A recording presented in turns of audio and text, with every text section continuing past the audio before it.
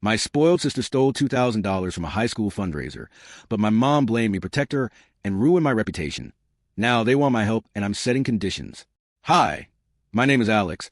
I'm 23 years old, and my sister just has a way of getting away with everything. Growing up, she was always a golden child, the one my parents adored despite her behavior.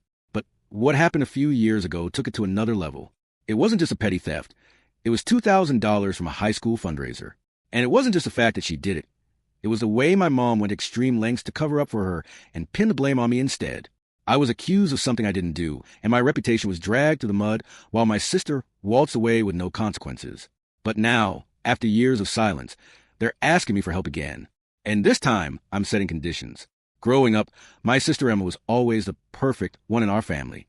She was the one who got straight A's, who could charm anyone with a smile, and who could do no wrong in my mom's eyes. Meanwhile, I was just the average kid. Good, but not exceptional. I was never as good at school, and I didn't have the same effortless ability to make people like me. But the thing that really set us apart wasn't just our personalities.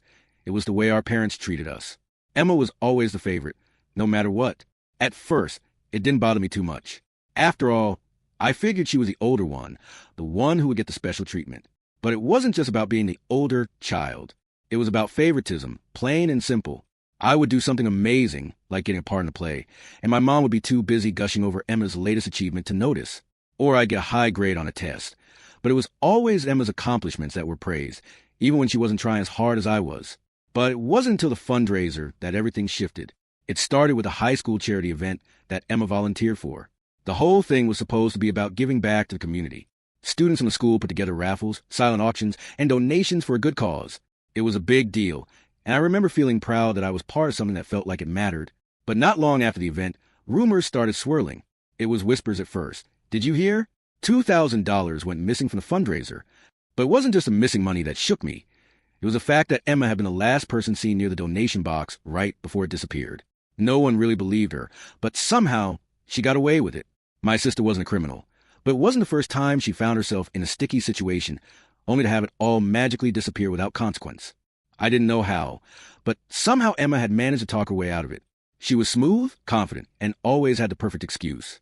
And yet, despite everything, she was never even questioned by the school or anyone else. But what happened next took everything to a whole new level. My mom, who had always backed Emma up, suddenly turned on me. Emma and my mom came up with a story that placed the blame squarely on me. I was accused of taking the $2,000 from the fundraiser. At first, I couldn't believe it. Why would I do that? I asked, why would I steal money from an event I helped organize?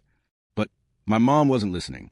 She was convinced that protecting Emma was more important than protecting the truth. And so, the story stuck. I became the villain in my own life. No one believed me when I said I had nothing to do with it. My friends at school, my teachers, they all turned their backs on me. My reputation was tarnished in the blink of an eye. No one even considered that Emma might be guilty. The idea that she, the golden child, could do something wrong was simply unfathomable to my mom. She was untouchable. It took months for the situation to die down, but the damage was done. I became the person no one wanted to be associated with. Even family members stopped inviting me to gatherings. It felt like I was branded as a thief for something I didn't do. It wasn't until later that I learned just how deep the manipulation ran. It wasn't just my mom covering up for Emma. It was Emma actively working behind the scenes, making sure I was framed for the theft. She played it all so perfectly that I almost couldn't blame my mom for falling for it. But in the end, I had lost my trust in them both. Now, years later, they've come back into my life, asking for help. Emma's life has taken a turn for the worse, and my mom is in full damage control mode. They want me to come to their rescue, again. But this time, I'm setting boundaries. No more saving them. If they want my help, they'll have to earn it. A few weeks ago, I got a text from my mom. I hadn't heard from her much since everything went down years ago, and seeing her name pop up on my phone was enough to make my stomach drop. It had been years since I'd heard from her, without it being about something urgent or manipulative. I hesitated before opening it, wondering what kind of twist she had up her sleeve this time. "Can we talk?" the text read. "We need your help with something. Emma's in trouble." Of course. The first thought that came to my mind was, of course she is. My sister had a way of getting into trouble, big trouble, without ever having to face any consequences. She was the same person who had stolen that $2,000 and yet walked away unscathed. But my mom's plea felt different this time, so I reluctantly agreed to meet up with her. We met at a small cafe where the atmosphere was quiet, almost too quiet. As I sat down across from her, I couldn't help but notice the lines of worry on her face, the deep sighs she let out every few minutes, as if she had something heavy on her chest. She didn't waste time getting to the point. "Alex," she said softly, her voice trembling, "I know things have been hard between us, and I'm sorry for the way things went down. I've made mistakes. We both have. But Emma, she's in a bad place right now. I think she needs you." I leaned back in my chair, crossing my arms. What's going on now? Another one of her mishaps? I couldn't help the sarcasm that crept into my voice. My mom's eyes flickered with guilt, but she didn't respond right away. Instead, she reached into her bag and pulled out a folded piece of paper. She handed it to me without saying a word. I unfolded the paper, expecting it to be some sort of apology or plea for forgiveness. Instead, it was a document, something official. I squinted at it, and then the words registered. It was a legal notice. Emma was being sued by the family who had run the fundraiser all those years ago, claiming that she'd been caught on security footage taking the money. For a second, I felt a sharp pang of disbelief. The proof was finally here. The truth was about to come out, but it wasn't just Emma's fault anymore. My mom had known all along that Emma had been the one to steal the money. "Why are you telling me this?" I asked, my voice icy. "After everything that happened, why should I help? You made me the scapegoat. You let me carry the blame for her actions. Why do you think I'd ever help her now?" My mom's eyes filled with tears. I know. I failed you, Alex. But this is different. I know you've moved on, but I need you to see this. Emma's desperate, and if we don't help her now, she'll lose everything." I looked down at the document again. A part of me wanted to laugh at the irony. A few years ago, I was the one who was being blamed for everything, and now my sister, the one who had always gotten away with things, was the one in trouble. It felt almost poetic in a twisted way. But the truth was, I wasn't going to let my mom guilt-trip me into helping them. Not after everything I'd been through. This wasn't just about Emma anymore. It was about me finally taking control of my own life without having to play the role of the family's fixer. The truth had finally come to light, but it was a little too late. I folded the document and slid it back across the table to my mom. "I'm not helping her. Not like this." Her face fell, and for a moment, I saw the brokenness that she had been trying so hard to hide. I'd never seen her so vulnerable. "Alex, please," she whispered. "Please don't turn your back on us again." I met her gaze, my resolve unshaken. "You turned your back on me years ago. You can't just undo that. Not with some document. Not with some sob story about Emma. If you want my help, it has to be on my terms."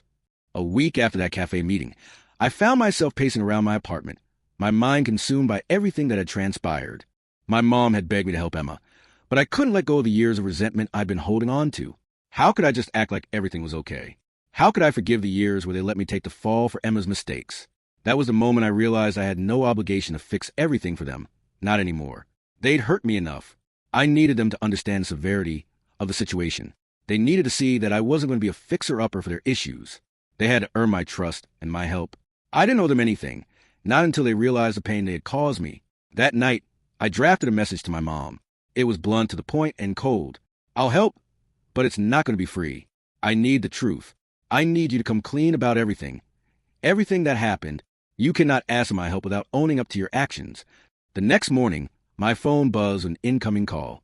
I checked the screen, and there it was, my mom's name.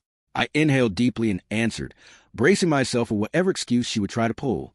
"Alex." Her voice cracked immediately. "What do you mean by the truth?" "What truth are you talking about?"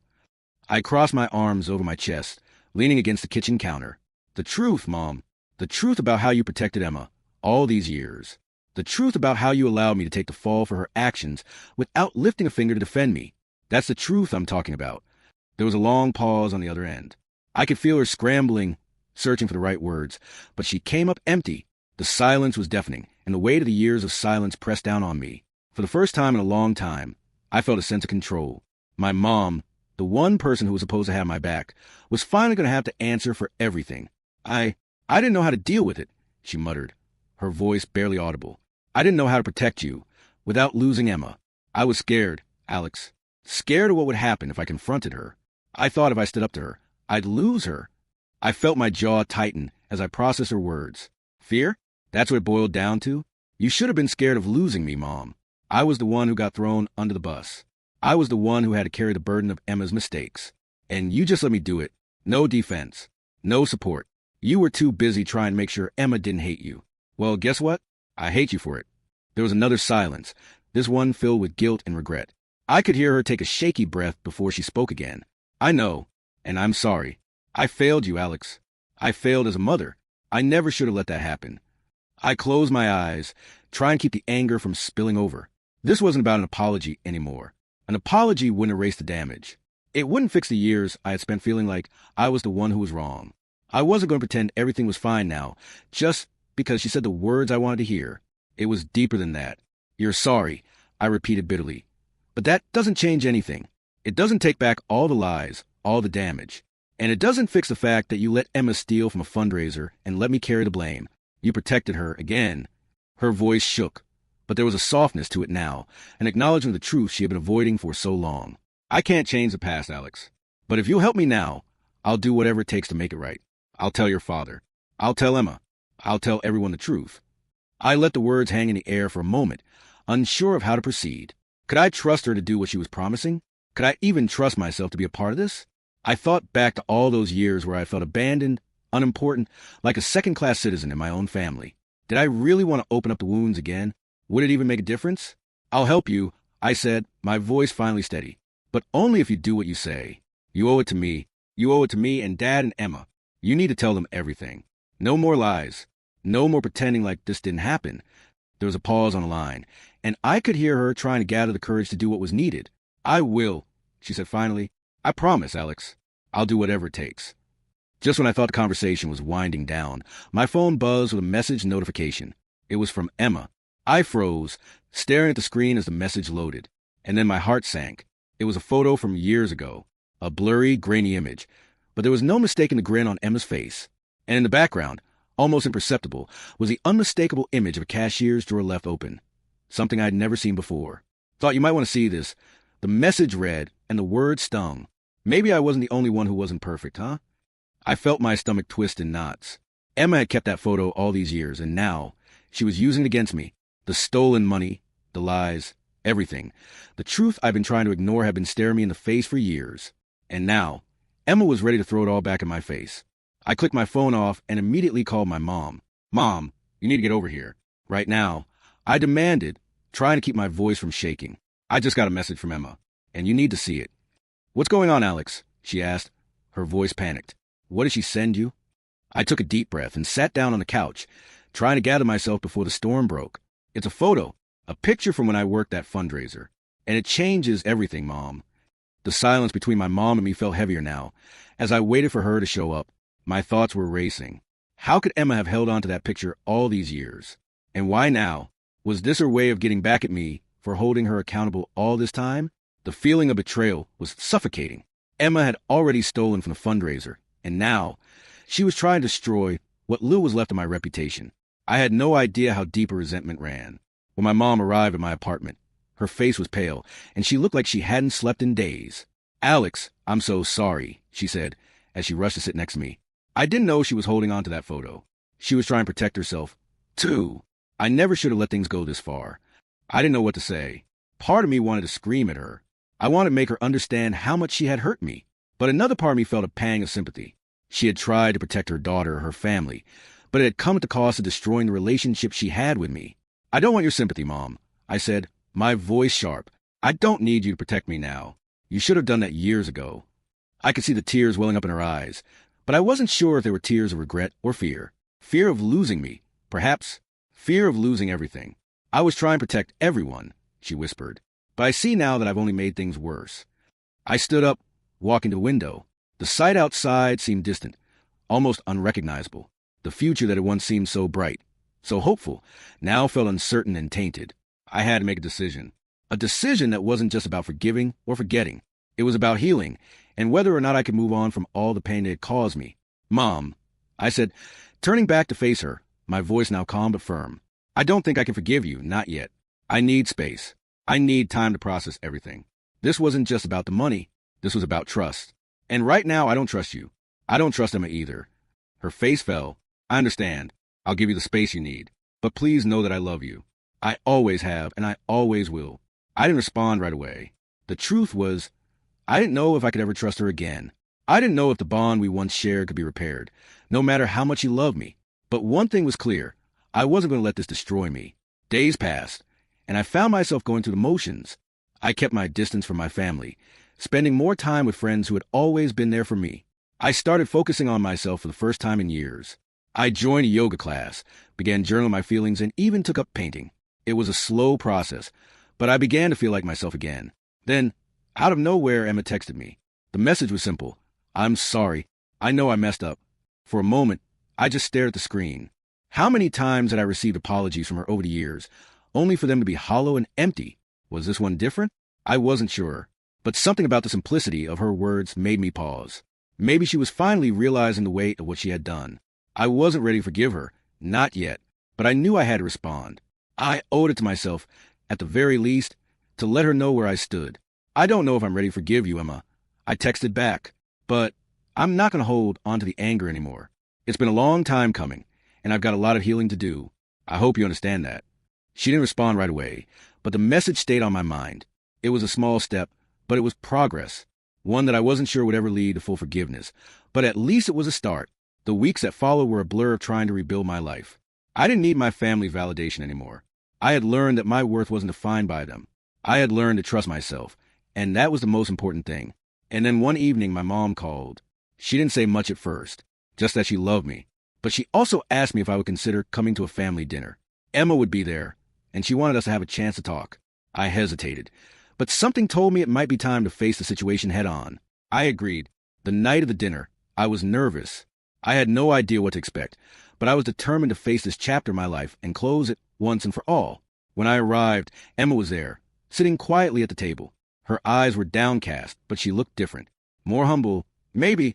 She wasn't the same bratty, entitled sister I once knew. We didn't speak much at first. It was awkward, to say the least. But as the evening went on, we started to talk, really talk. We spoke about our childhood, about our parents, about the things we had both suffered in silence. And in that moment, I realized something. We were both products of a broken family. We had both been damaged by the lies, the neglect, and the lack of real communication. By the end of the night, I was exhausted, emotionally drained. But I didn't feel bitter anymore. I didn't feel angry. Maybe it wasn't forgiveness yet, but it was a step in the right direction. And for the first time in a long while, I felt a small, flickering hope that things might get better one day. Do not forget to like the video, subscribe to the channel, press the bell icon, and share your thoughts in the comments.